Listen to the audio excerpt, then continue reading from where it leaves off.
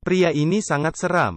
Setelah meniduri gadis cantik, tidak ada pembicaraan manis, dan tanpa basa-basi, dia menggunakan pistol untuk menembak gadis itu.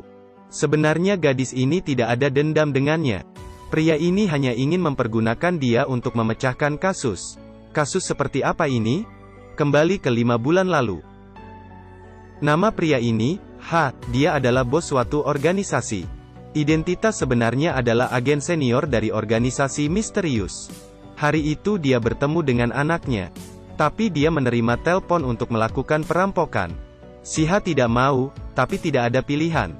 Dia menggunakan waktu 2 menit untuk mengawasi mobil bank. Tapi dalam waktu 2 menit ini, saat mobil bank keluar, sudah dirampok oleh perampok lain. Mereka merampok uang, dan membunuh supirnya. Mereka juga membunuh anak Si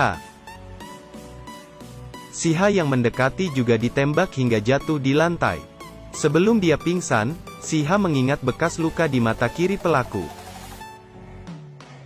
Si yang sudah terbangun menyuruh bawahannya untuk mencari tahu keberadaan pelaku itu, tapi tidak ada hasil setelah beberapa bulan. Kemudian Si terpikir sesuatu. Dia pikir di perusahaan truk tunai pasti ada pengkhianat. Dan perampokan itu pasti kerja sama antara orang dalam dengan perampok. Jika demikian, maka rahasianya ada di perusahaan truk tunai itu. Jadi, Si meminta identitas baru dari organisasi. Dia berpura-pura sebagai orang baru masuk ke perusahaan itu. Saat tes dia hanya menggunakan setengah kemampuannya. Semua orang kira dia hanyalah orang biasa. Tapi kelakuan dia, seperti memberitahu semua orang.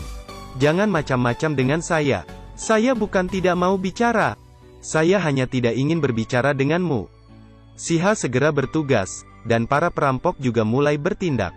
Mereka menculik atasan Si, Bullet, dan mengacam Si agar memberikan uang di mobil. Supir truk pun ingin kabur, tapi Si tidak ingin kabur. Dia ingin melihat siapa bos di belakang para perampok. Benar saja, Si menunjukkan kinerja yang bagus. Dia menghabis para perampok dan tidak boros peluru. Karena 1 peluru 1 perampok.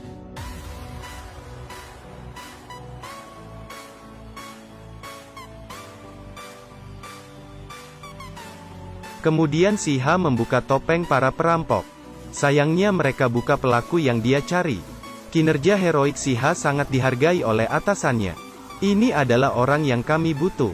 Kamu adalah pahlawan sebenarnya. Semua ini tidak sia-sia. 3 minggu kemudian, Si dirampok lagi. Tapi kali ini Si dengan gampang menyelesaikan semua ini. Rekannya mengira karena Si yang seram membuat perampok kabur. Tapi sebenarnya kedua perampok itu adalah bawahan Si. Sangat kebetulan ya, karena kinerja yang bagus 2 kali berturut-turut, Si pun terkenal. Sehingga ada cerita awal tadi, si gadis yang ditidurinya. Gadis itu tidak tahu apapun tentang Si dan juga tidak mengetahui adanya pengkhianat. Penyelidikan Si menemui jalan buntu. Tapi dia yakin bahwa keinginan perampok itu tak ada habisnya. Sekarang dia hanya perlu menunggu para perampok itu bertindak. Benar saja, tidak lama kemudian para perampok mulai bertindak. Kali ini mereka akan melakukan perampokan besar. Mereka ingin merampok gudang perusahaan truk tunai. Ini sekitar 200 juta dolar, dan jika berhasil, mereka bisa pensiun.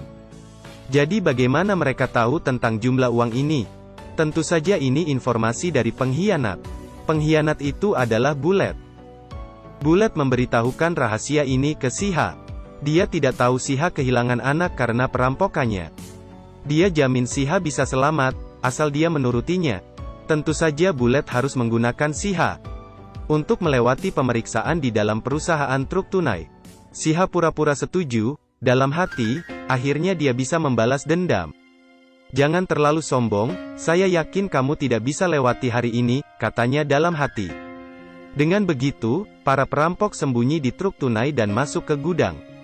Mereka pun mengendali situasi, para agen saling tembak dengan perampok. Tapi perampok menggunakan baju pelindung. Dalam sekejap, perampok membunuh semua orang. Si yang diikat dan disandera. Namun dia berhasil menjatuhkan seorang perampok.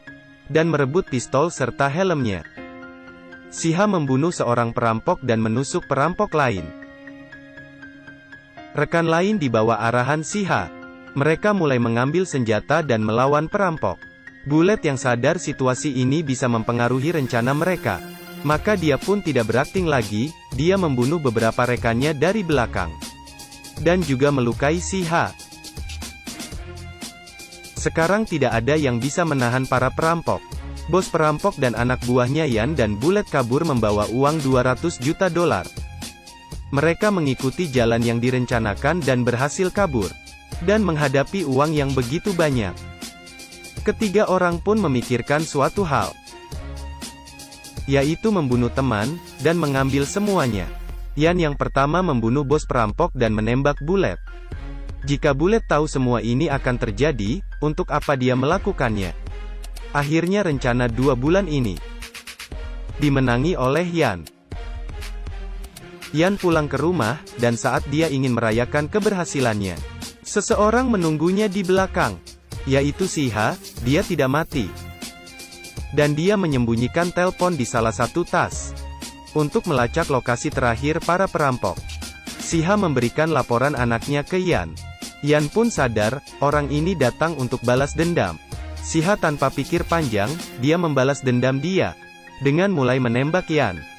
Kamu berani membunuh anak saya, maka saya akan membunuh semua keluargamu. Dan juga, namanya Dougie.